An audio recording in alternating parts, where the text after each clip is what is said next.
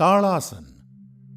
ताड़ यानी ताड़ का पेड़। इस आसन को करते समय आपके शरीर की स्थिति ताड़ के पेड़ की तरह ऊंची और मजबूत हो जाती है। इस आसन को करने के लिए सबसे पहले अपने पैरों को परस्पर 2 इंच की दूरी पर रखकर सीधे खड़े हो जाएं। अब अपने हाथों को कंधों तक उठाएं। हथेलियों को सामने रखकर अपनी उंगलियों को आपस में पकड़ें और फिर धीरे से कलाइयों को बाहर की तरफ मोड़ें।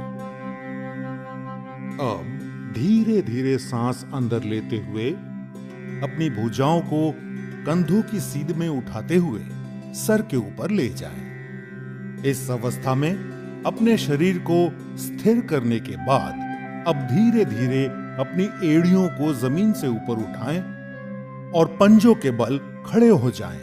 अब बिना अपना संतुलन खोए, बिना पैरों को हिलाए इस स्थिति में 10 से 15 सेकंड तक रहें। सामान्य रूप से सांस लें और छोड़ें। कुछ देर आराम से रहें। शुरुआत में संतुलन बनाना थोड़ा कठिन हो सकता है। इसके लिए आप अपने सामने एक बिंदु पर अपनी आंखें केंद्रित करें। इस आसन के नियमित अभ्यास से संतुलन बनाना सरल हो जाएगा।